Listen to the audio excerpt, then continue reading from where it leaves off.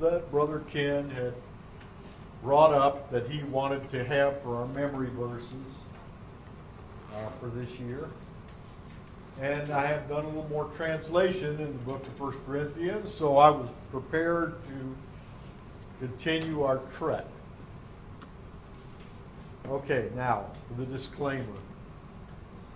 Understand that as we get to where we are in the book of 1 Corinthians, I am just preaching through the book of 1 Corinthians.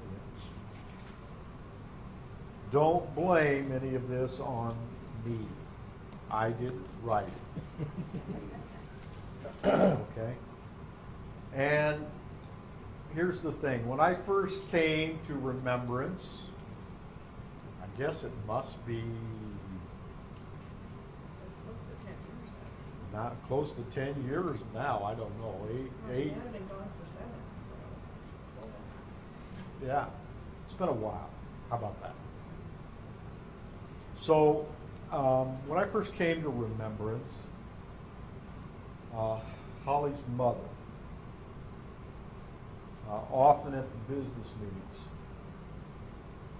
would say, now what are we going to pay the pastor? And I would turn to her and I'd say, well, our church isn't very big. And when it gets to be 100, then we'll talk about paying the pastor. Okay? So I don't get any financial benefit from preaching. And this sermon is not about me receiving financial benefit. So this is my disclaimer. Because Paul is going to talk about the fact that pastors who preach the gospel, ministers who preach the gospel, should receive benefit from the gospel. But I'm sort of like Paul in that I'm kind of obnoxious. And you know what? I can preach to you whatever God leads me to preach because you can't fire me. You can't take away my money. Okay? Because you aren't giving me any. And I like it that way. In fact, I've had people come up to me when I was in Little Rock, which I didn't receive any money doing that either, and here, and say, ooh, I'm surprised you preached that in this congregation. Didn't you know X, Y, or Z? And I said, in one case that it happened here, I said, no, I didn't know that, but even if I did, I wouldn't have changed what I said. Okay? Thanks for enlightening me, but I can only preach what's in the scripture. Okay, so bottom line, I'm going to tell you sort of what Paul told the people at Corinth. He said, you don't give me money, and I'm not writing these things to get you to give me money, but I'm going to tell you how it is. All right? That's essentially what he said. And he said, I don't get money from you because I'm not going to be beholden to anybody. That's what we're going to hear in today's sermon. All right, so let's take a look. We're going to be in chapter 9 of 1 Corinthians, starting in verse 13.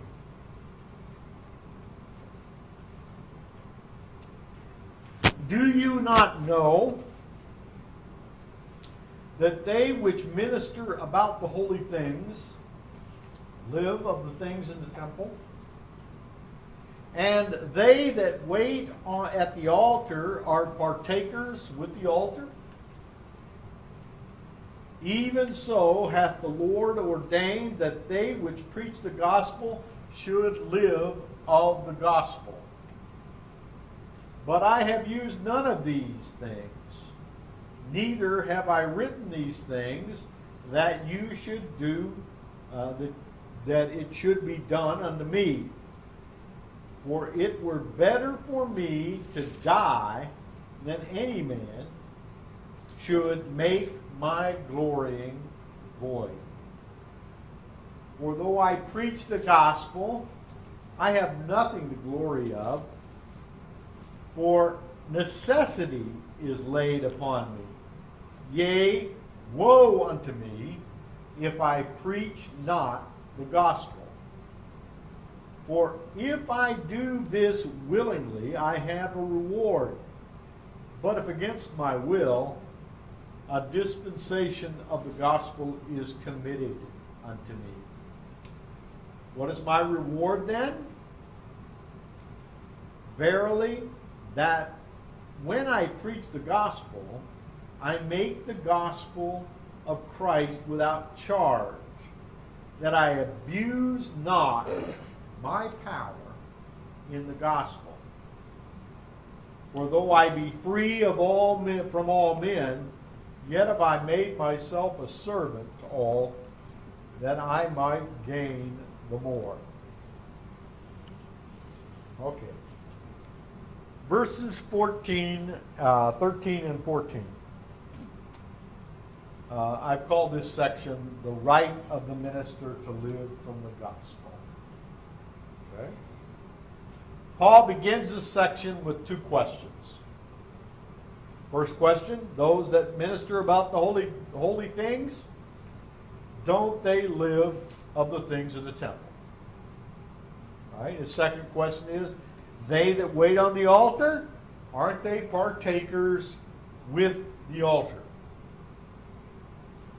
Now, he's referring back to, of course, he's speaking to Gentiles, but also to Jewish Christians.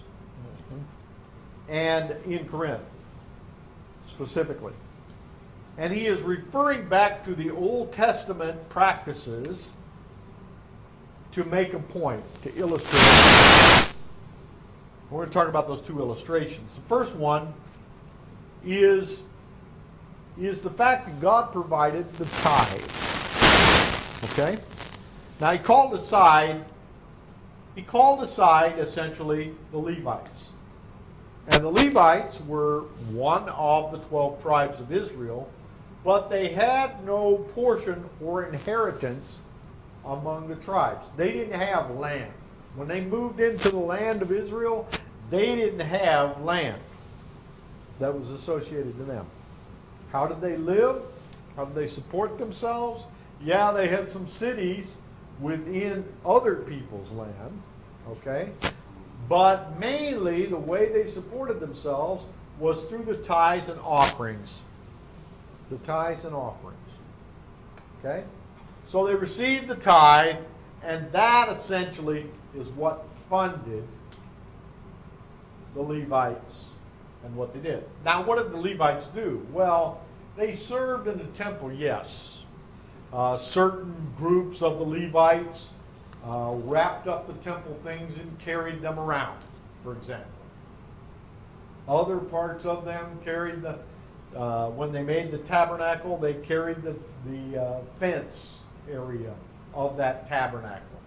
So the various groups of the Levites did different tasks, and essentially they did those things based on the tithes and offerings. But not only that, when Israel became a nation, you'll find that Levites became the doctors and the lawyers.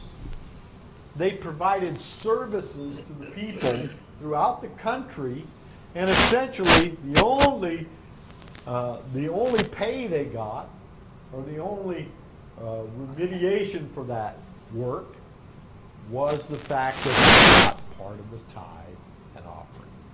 Okay?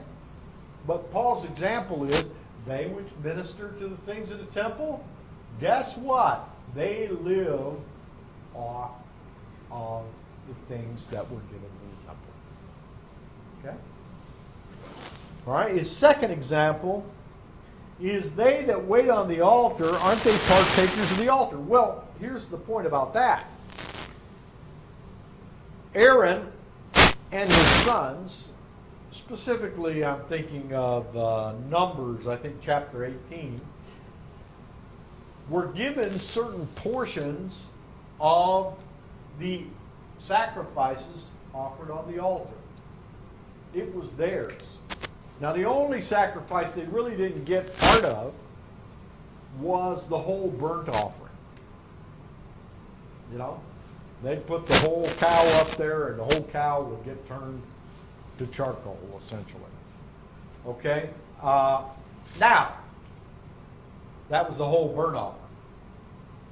But for the other offerings, Aaron and his sons got the shoulder, essentially, of whatever animal they put up there. Pretty good meat, okay? And they got a choice portion of the meat that was given to them from the sacrifice on the altar. So his second example is that they which served the altar, Aaron and his sons, because they were the only ones allowed to do that, they received things from the altar.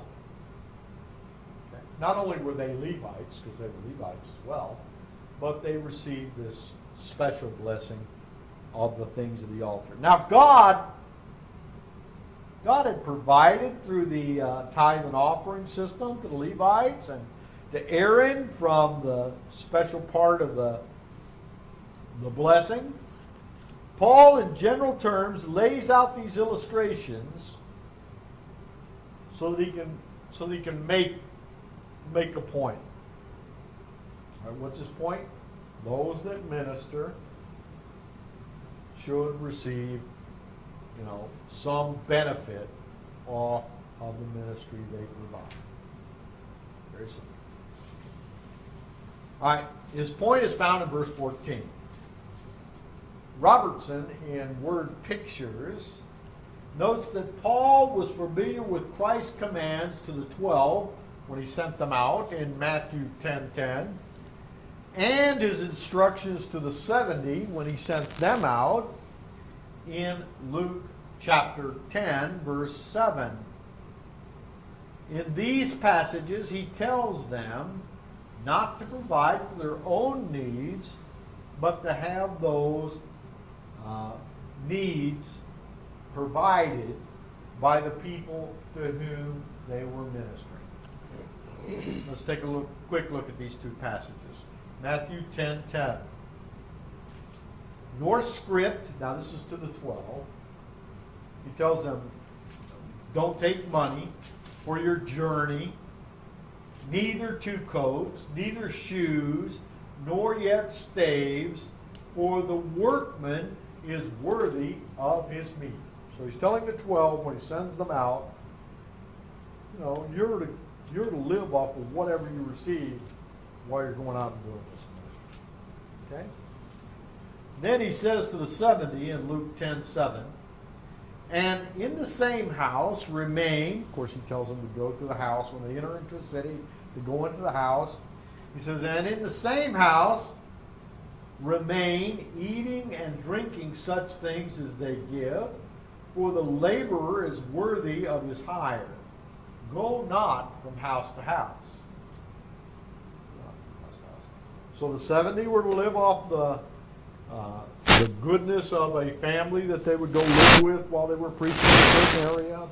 And the 12 apostles were not to take money with them when they went out on this missionary journey around the Galilee and around Israel. All right. Here in verse 14, Paul says, the Lord ordained that they which preach the gospel should live of the gospel. Now remember, earlier in the passage, he'd been talking about the rights of his apostleship back in the early part of chapter 9. Now he turns to the financial aspects of that right as a minister of God. This isn't some arbitrary demand by the apostle or minister. The NASB says the Lord directed. Where it says ordained here, the NASB says directed. The NIV states the Lord commanded. Now, normally I don't quote the NIV, but I will do so today, because we all know it's the longest one. The term is most often translated in the King James as commanded, this Greek term. Sometimes it's translated appointed. Okay? It's appointed. And, of course, it is also translated ordained, as it is here in this passage. On occasion, it's to order or to set in order in the New Testament. Bottom line is Christ set this directive in place. And what is the directive he set in place? That the minister of the gospel should be able to live off of the things of the gospel. Now, there used to be a young man came to this church, and then he tried Pastor Miner's church up in Texarkana. And I asked him, now he later moved to Oklahoma, so I don't know what happened to him. I asked him why he stopped coming to our church. He said, well, you need to quit your job and just live off of the gospel. I said, well, I kind of hold this viewpoint that Paul did. So I don't think I'm doing it. Plus, I like to eat, and I don't think this church can afford it. Okay? So, but, so if you're going to leave because I don't get paid, that's okay.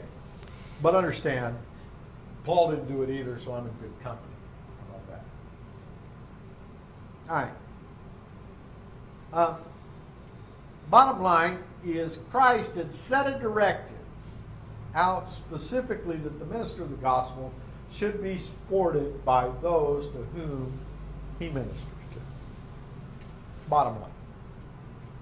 Now, verses 15 through 17, we get the step back from the command. Because Paul himself did not accept support from the gospel, and he gives several reasons for that in verses 15 through 17. Paul was a tent maker by trade. We find that in Acts chapter 18. Verses 2 through 3, it says, and he found a certain Jew named Aquila, born in Pontus, lately come from Italy, with his wife Priscilla, because that Claudius had commanded all Jews depart from Rome. And he came unto them. And because he was of the same craft, he abode with them and wrought, for by their occupation they were tent makers. So Paul was a tent maker by trade.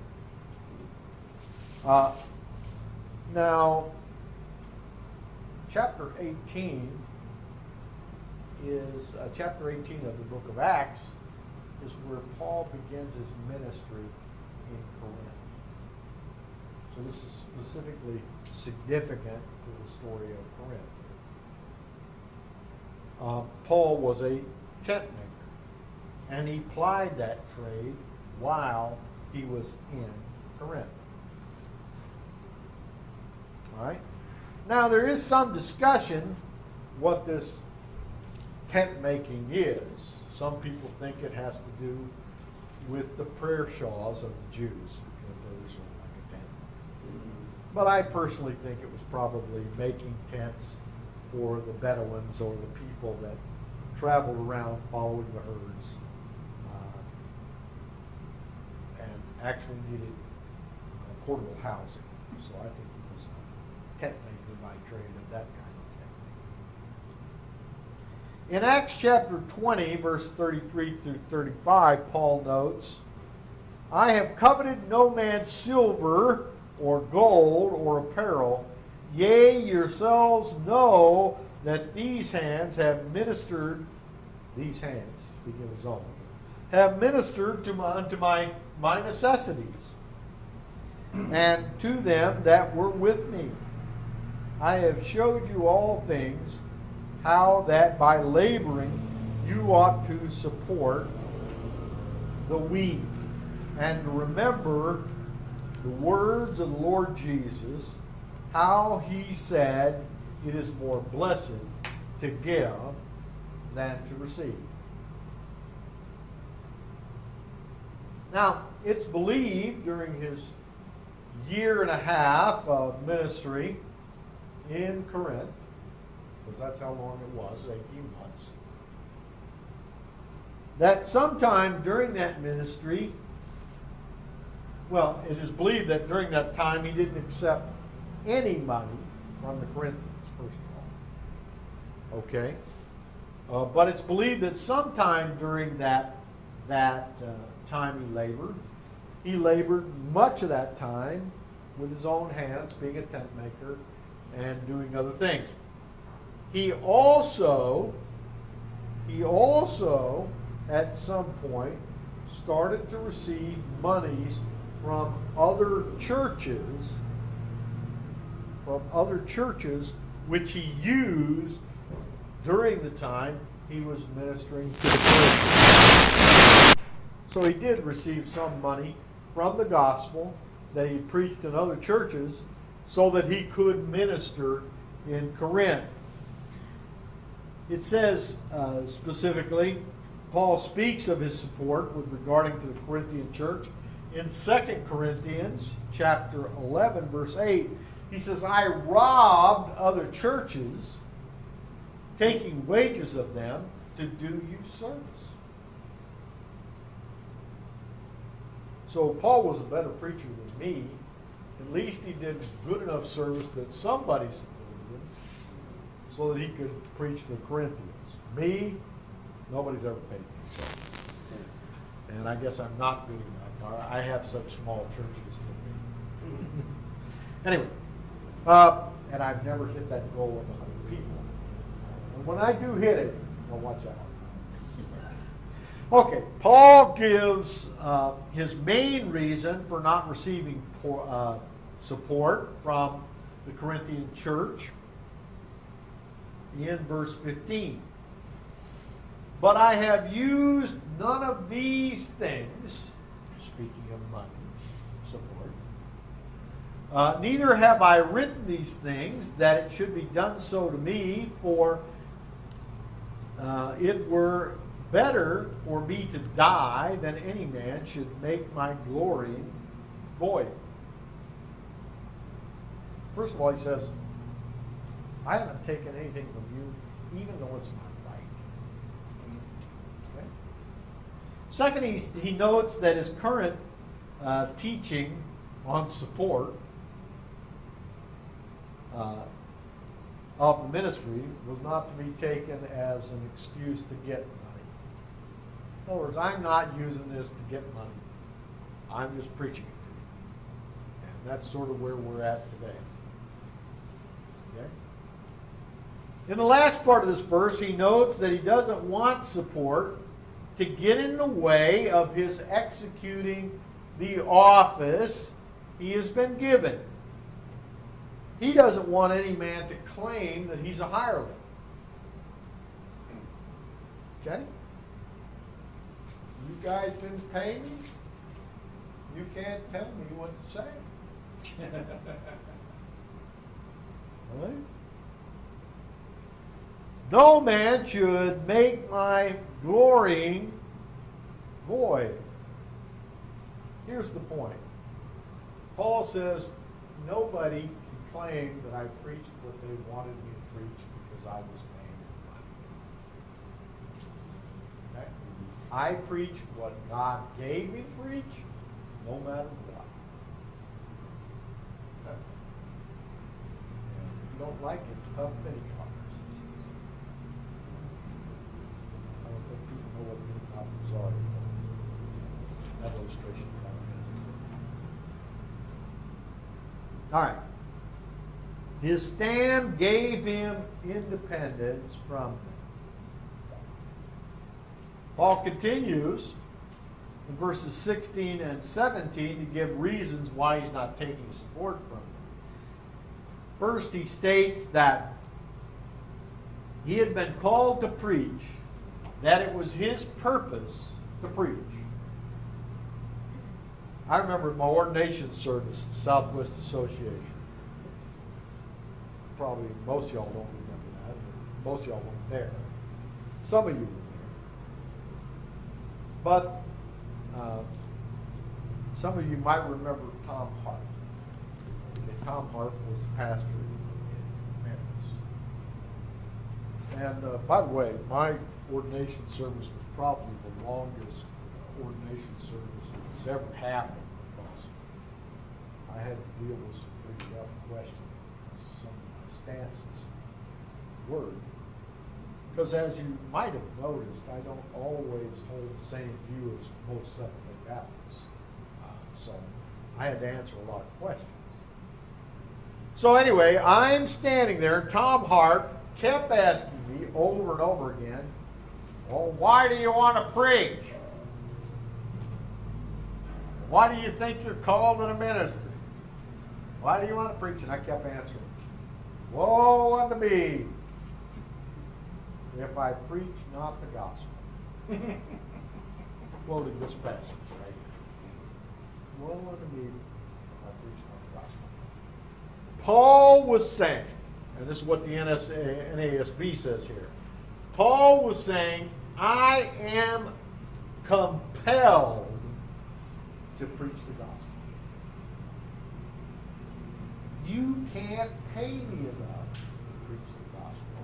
I am compelled. It's my job. It's what God has called me to do. And by the way, if I don't preach it, it's not good for me. So yes, I'm looking out for myself. Because Paul said, woe unto me if I preach not the gospel. I've been called to do it. I can do nothing else. That's what he says. Woe unto me if I don't do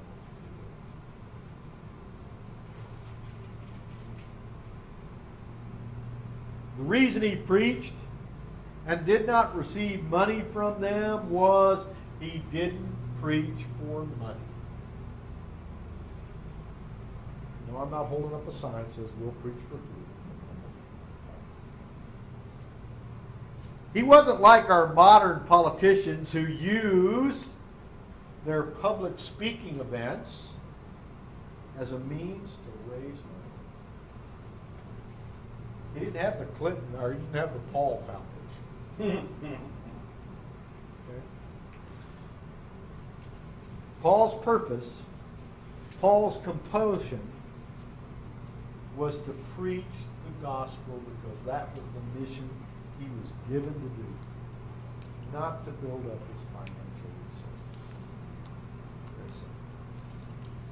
In verse 17, he notes that he has a reward due him if he preaches the gospel willingly. If I preach it willingly, God's going to take care of it. That's what he says. His point is that if he does it of his own free will, he's not under obligation to them in Corinth. He also points out the fact that if he did it unwillingly, he would still have to preach because he was under obligation to God. He says, if unwillingly, then I still have stewardship. I still have a stewardship. I still have a charge that I must do. So if I was doing this unwillingly, I still can't prevent it. I still have to preach because I'm under obligation. But if I do it willingly, then I have my reward. I don't need and don't want your money to preach the gospel. That's what he's telling me. But frankly, I don't need your proof for what I say. I have one whom I'm responsible to, but it ain't you. All right.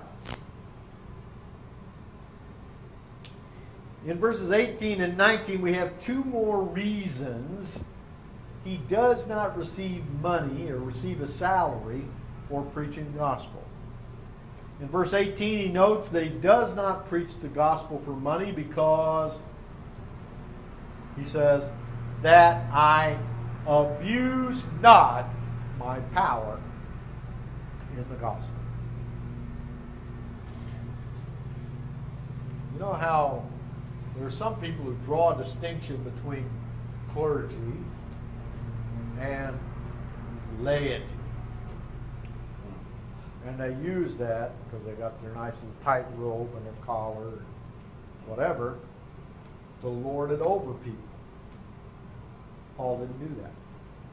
When I see this message in 1 Corinthians, I'm reminded of a preacher I used to hear on the radio who talked about taking up an offering. Now, this guy was from Boston. Many of you may not have heard him. This is not on my notes, but he was a black preacher. Okay? And that's neither here nor there.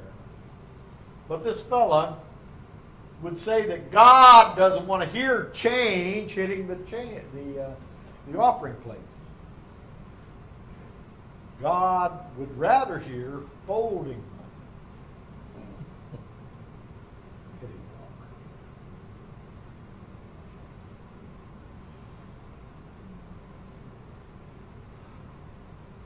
This man was abusing the power.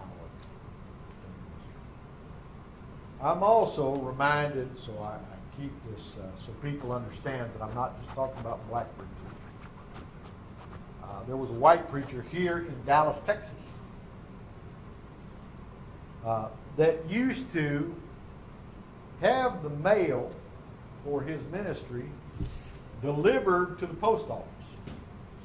His people would go down to the post office, open the mail, shake the money out, and throw the letters away.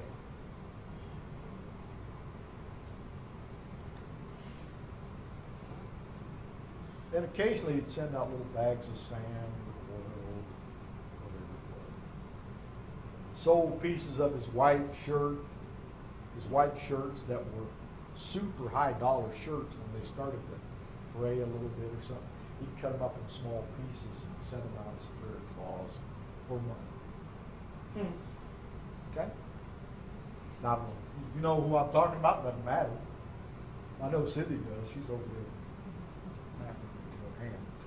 Anyway, the point is that he was abusing his right to receive remuneration for preaching the gospel. He was abusing his right, just like this guy in Boston was. And I could think of other examples. Okay? These are just two I happened to have clocked in on when I read that passage this morning. In verse 19, he notes that he does not preach the gospel for money so that he can be free from all men. and so that he could serve all. So what was the purpose of Paul's ministry? It was to serve the church. Paul's ministry was not a evangelistic association. It was not some attempt to use his doctorate as some kind of way to get money for his seminary that he was running or some other thing. I am reminded of an old hermeneutics professor who was my friend and my mentor. He and his little church there in the Little Rock area used to say, it would come around to Easter time. And missionary Baptists at Easter time get a special offering at their churches that essentially, I don't know, it ends up being a gift to the pastor somehow, or something. Part of it does. Anyway, Brother Penn used to say, well, now it's Easter, and he says, I'm obligated to tell you, or I need to tell you that this is a pagan holiday. But I'm not trying to I'm not trying to use that, so don't think about that when you're making the Easter offering.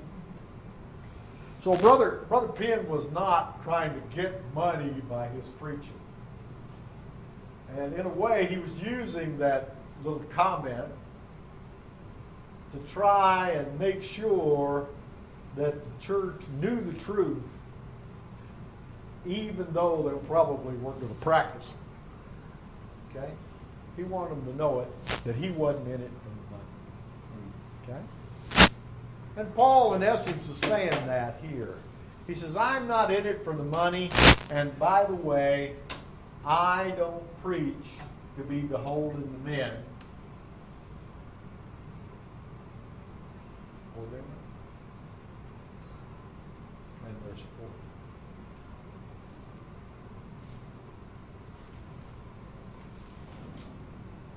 So,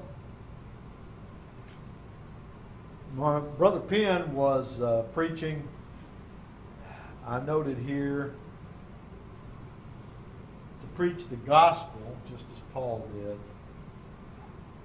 no matter what the cost of his ministry.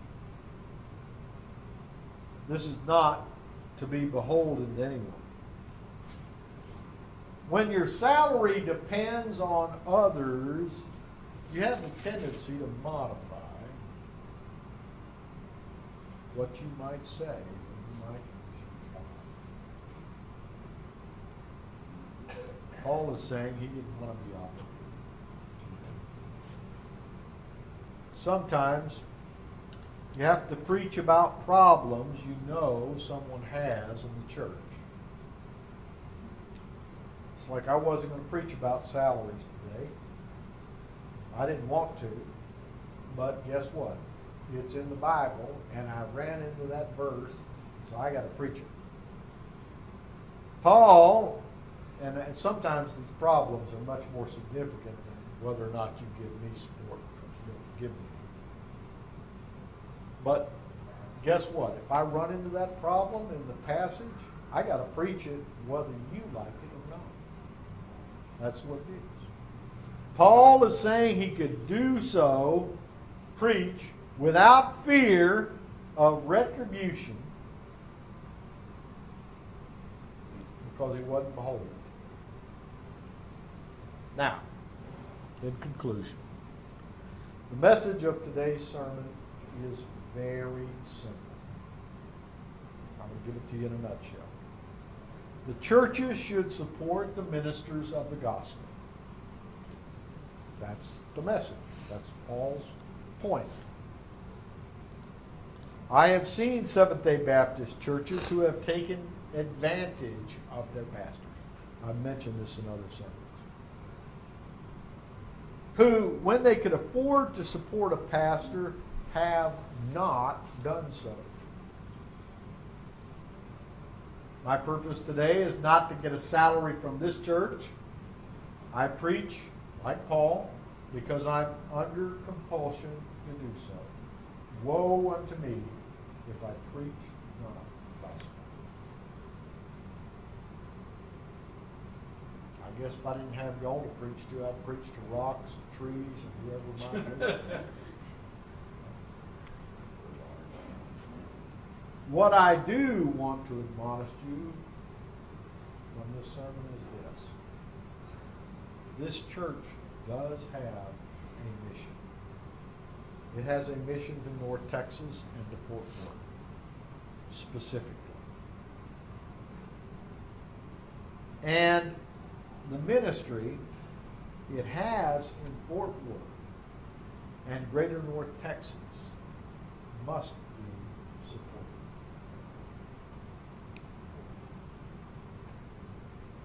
We could do more effective ministries in this area and, in essence, get our name out as a church and what we believe more effectively if we have more support.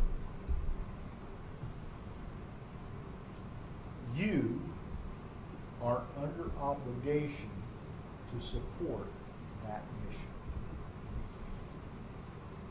You know, the Great Commission is what? Two things. Preach the gospel to the world and teach all men to observe whatever I have commanded you. Now, I emphasize the second part of that Great Commission in the church. Because most of the people who walk in the door are already saved. If I get the opportunity to preach salvation messages to some of y'all, I will. Okay? But right now I'm concentrating on that second part of that mission. The point is we have a mission. It is the Great Commission. We as a church. Not me individually. Brian. Not me individually. Not you individually. But as a church, we have a mission. And you personally, me too, have an obligation to support that mission. Please give freely to the church so that we can carry out our mission in North Texas. So that it can be more effective in our outreach. Sister Nina.